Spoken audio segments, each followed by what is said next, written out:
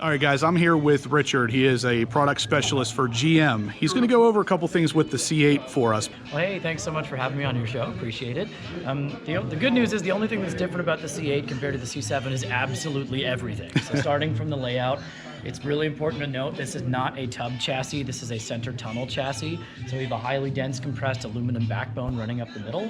The rest of the frame is comprised from basically 6 different compressed aluminum braces around the back. The benefit of this is space. We're running coolant all the way around the car. So a lot of guys come in and they ask about cooling, how the layout is. So it all starts at the front and goes to the back. So at the front of the car, you have the primary engine radiator is going to be under each headlight. If you scoot down here, you can see they're pretty huge. This is the Z51 pack. So these oval cutaways here are active brake duct cooling channels. They're not active in terms of movement or anything, but they are active in terms of airflow. And the radiators actually extend past this buttress and the fascia here to get into there. So they're mounted on a diagonal on either side. So again, coolant running all the way around. In terms of mechanics of the nose, the weight is 60-40, 60 in the rear, 40 in the front. To keep the nose planted, this Corvette has spent more time in wind tunnel testing for aerodynamics than any other Corvette. So it's kind of neat. We have a really aggressively angled hood and really aggressively slung A-pillars on the sides here. The quirky feature with that is, in order to maintain driver visibility, passenger side mirror over there is 2 inches wider from the center of the car than the driver's mirror. Now, most people don't even notice till we mention it, but that's just to keep driver visibility when you're looking to the right from a seated driving position. Riding up on the nose, you have a hidden latch at the front, right under your driver's headlight here. Pop that, you'll hear the latch pop twice. Under here, you have your battery and your electronics centered right over here. Brake fluid reservoir, another big talking point for us at Corvette. It is brake-by-wire brakes. They're called e-boost brakes. Basically, the benefit is it gives you the ability to digitally tune and adjust your brakes on the fly. So if you had a C7, you could adjust your throttle response, suspension, exhaust note if you had dual mode performance exhaust. You can still do all that, but now you can also fine-tune your brakes too, and wiper fluid. Aux port up here for your trickle charger to go in. That's our battery protection package accessory, $100, and an escape latch for a child or very small human, whoever could possibly get stuck in the front. And a dual mode latch, you got to pop it down twice. First time you pop down, pops halfway, enough space for a trickle charger to get in there. Pop it down again, fully closed. So it's not a soft seal on the front. Carrying on our talk about cooling, everything is functional, everything is lean. All the body panels are pulled as tightly as possible over the underlying mechanical components. Passenger side here has a huge heat exchanger behind it. That's going to be primary transmission coolant on that side. On the driver's side, we were just talking about this a bit ago. It is hollow at the beginning of it. You do have heat exchangers in the rear of this, but this is a multi-channel. So it's hollow at the beginning and then diverts into 3 separate channels on the way back. Primary use here is your air intake. So your air intake for the engine to breathe wraps all the way around, and your air filter is going to be in the center back of the motor, just in front of here, underneath this side here. Brake cooling also comes off the rear, and active air. We have electric fans getting hot engine air out the back of the car as well, which is kind of neat. You have heat exchangers all over the back of the vehicle. You do gain one extra one with Z51 as well, which is kind of neat. Now this car here that you're looking at is fully loaded, so it's 3LT, Z51. We have MagRide Gen 4 suspension on board. The neat thing with MagRide, how it's packaged now, you have to have Z51 to get MagRide, but they have updated it. So Gen 4, the engineering difference between this and the Gen 3, they've added an accelerometer, I promise that's a real word, per each shock. So the shock still reacts 1,000 times per second to the road, but it now has the ability to digitally send the signal faster from the shock to the ECU and back. So the suspension is adjusting faster, but by means of the communication of the signal strength, basically. So it's a pretty intuitive system. I mean, it reacts faster than the human sense of, faster than we can realize, but it's pretty amazing the difference in dampening that you can get digitally. So with the radiators, you said the passenger side one is for the transmission.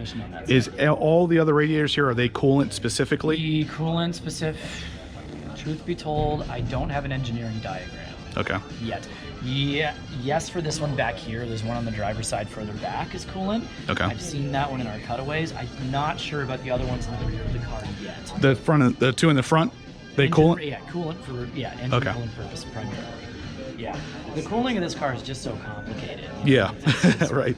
It's pretty amazing to discuss, just because it's a lot of concern with mid-engine. Naturally, you're losing active airflow that a front-engine car benefits from having it at the front. So that's why it's beneficial to have a center tunnel chassis, is space for coolant and other mechanicals to run around the edges, basically.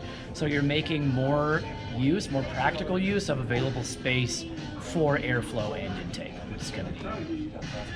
It was kind of a primary, from my understanding, it was like one of the most primary design features of building the car was space, coolant, practicality of it all. That's understandable. So that's sort of why you have the larger divide between passenger and driver's seat. We're also trying to encourage good behavior, of course, right. but it's mainly just for the center tunnel there. Yeah, yeah. And also the reason we couldn't get a stick. Yeah. Yeah. Yeah, the two big reasons for that I've been told from our engineers are, you don't want to, if you had a traditional stick shift, you'd have to puncture the center tunnel, which would decrease structural integrity. And also the cabin is 16.5 inches further forward, so your feet are right near the wheel well, so it's hard to fit 3 pedals down in there safely. Yeah, okay. So I don't have the info to say there will never be a manual again, but I just truthfully don't know. Yeah. For right now, it's only the 8-speed dual clutch transaxle. We can hope, right?